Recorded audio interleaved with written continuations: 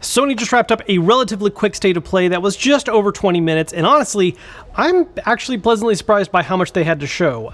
Compared to some other past PlayStation state of plays, it was a little lighter on some things, most importantly, big reveals for a brand new game, although we did get some reveals in the form of DLC for a couple titles, which is something that PlayStation was really trying to prep the expectations for, because even right before the show, they sent out social posts saying, hey, again, this is just 20 minutes of third-party and indie stuff of previously announced games. But what was cool about this is that while, yeah, it's previously announced games, there was some really cool new info about some of these, including new DLC for some games that have already been released. Quick reminder, this is one of two press events that happened today. We also had a Nintendo Direct in the morning. I did a reaction video for that as well. That's going to be linked at the end of this video, so if you want to see my thoughts on that presentation, make sure to check that out as well.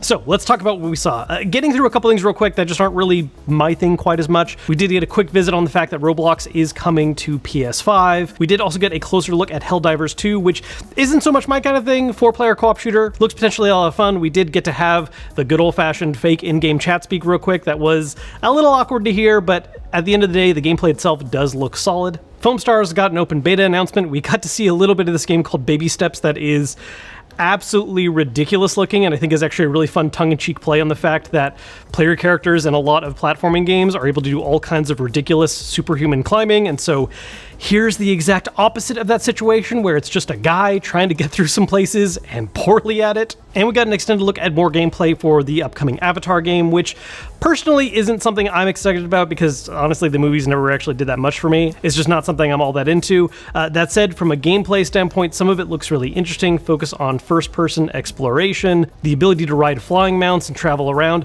Interesting stuff there. I'll probably end up checking it out eventually, but it's just not a top priority for me. Now, as for the things I'm a bit more excited for, to begin with, this isn't normally something I'd be saying, but the PSVR 2 stuff is looking really nice. There was only 2 games that were highlighted, but both of them are certainly more high-profile IPs. In particular, we got to see gameplay for a Ghostbusters VR game showing off co-op, and another look at Resident Evil 4 VR, because Resident Evil has definitely been one of the bigger franchises pushing VR modes to their games, because it fits really well with zombie horror. I gotta say, there is always that argument that PlayStation isn't necessarily going to support PSVR 2 as much as they should be, especially with what happened with the first PSVR, and while there has certainly been a drought in releases, it's really good to see these 2 higher profile IPs get showcased for it, and gives a little more hope, I think, for how they could continue to support the platform. It's certainly not getting quite the deluge of games that I think some people would hope it would, especially those that are early adopters of VR and really want to see the technology flourish, but it's a better sign than them just saying nothing at this point.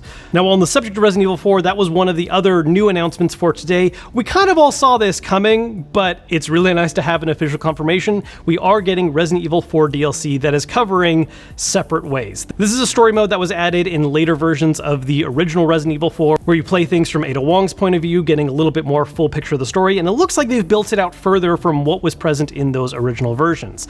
Along with showing that the Separate Ways DLC will be happening for Resident Evil 4, they also announced that both Ada Wong and Wesker are going to get added as playable characters for Mercenaries mode as a free update, which is nice, especially because I know a lot of people were bothered that they weren't in the game originally and suspected they would be something you'd have to pay for. So having those as free DLC, I appreciate. We also got an update for Honkai Star Rail's PS5 version. This has already been available on mobile, but people have been waiting for the console version to drop as well. They did some previous beta tests, and it has been officially announced that the full version of the game will be coming out this year on October 11th. And then similar to Resident Evil 4, how we got a DLC announcement for Tales of Arise, we got a brand new announcement of new DLC coming out for that game as well, which is adding a new storyline that takes place after the original game that adds a bunch more plot, which honestly I didn't see coming. I thought that Tales of Arise was already just basically considered a complete game, so that was a nice little bonus as giving me a reason to go back to it, because I had a lot of fun with it. It was one of my favorite Tales games after a couple that felt a little more middling for me. We also got a quick look at Ghost Runner 2, which I was a really big fan of the first one.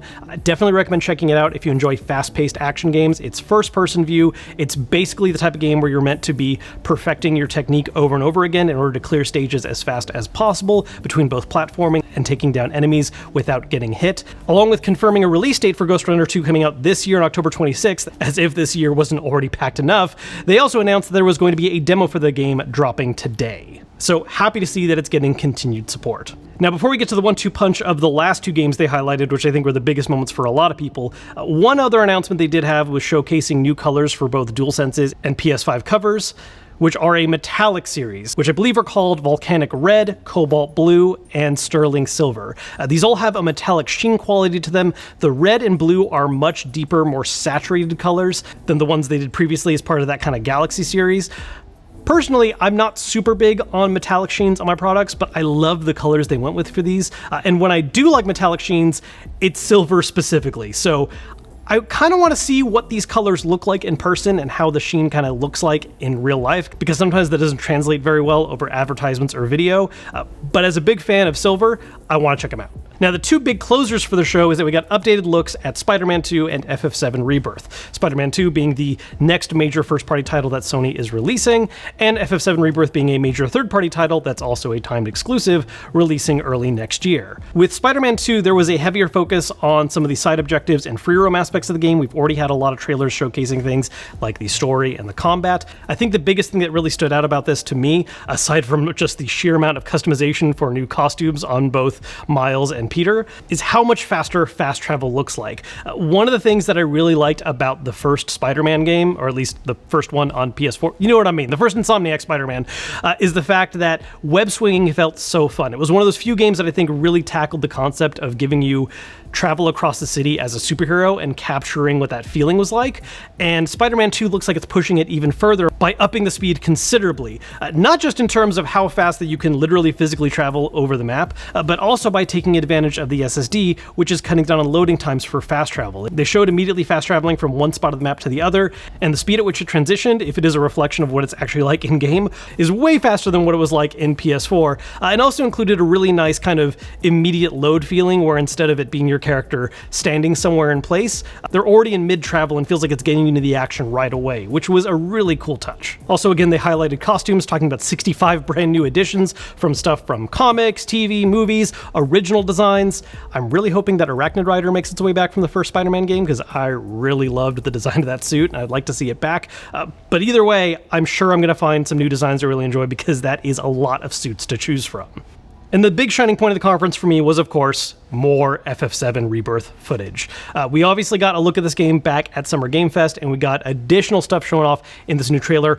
Whole lots of new things, lots of stuff to unpack that I'm not going to be able to go nearly as in depth on right now, but the biggest things that immediately stood out, we saw a lot more combat going on. One of the most exciting parts of it to me being them showcasing what looked to be combo moves that characters can perform together, and we got a more extensive look at combat for some characters that were not playable in the first game, including Red 13 and Kate Sith. We also got a very quick look at Vincent, but it was more of just a kind of hint of him going to be in the game. Didn't actually get to see him in action just yet. We also just got to see a bunch of shots from the original game remade in this new one, along with some other cinematic scenes where things are going a little bit differently than they did in the first game, which of course is part of their ad campaign of this, just kind of making the fan base raise questions of how this one might end up going differently, especially with what happened in the first FF7 remake. And a couple shots also teasing mini games in the game, like the return of riding on the motorcycle, and a little Rock'em Sock'em Robot style game. Honestly, there was just so much they packed in this trailer, more than I expected them to really show off, which, I mean, given it actually is not that far away, we are less than half a year away from this game's release. And I think it's safe to say that having enjoyed the first remake and seeing all the stuff that's being hinted for Rebirth, I cannot wait to get my hands on it. So yeah, that was everything we saw at the State of Play. Honestly, I enjoyed it a lot more than I thought I would going into it. While I certainly think there would have been a benefit of having just one game reveal, one surprise, one out of nowhere new game, I think having some surprise DLC announcements and closer looks at games that people are really excited about did a really good job, and PlayStation did try to set that expectation ahead of time. Again, I certainly think there have been better State of Plays than this one, but as far as one that focuses on games we already know about, this was excellent. So those are my thoughts on today's State of Play. Again, if you want to see my thoughts on the Nintendo Direct that happened earlier today, make sure to click the link that's going to pop up at the end of this video. As always, if you enjoyed this one, hit the thumbs up button to let me know. Subscribe if you haven't yet. I got more stuff on the way soon, and I'll see you guys later.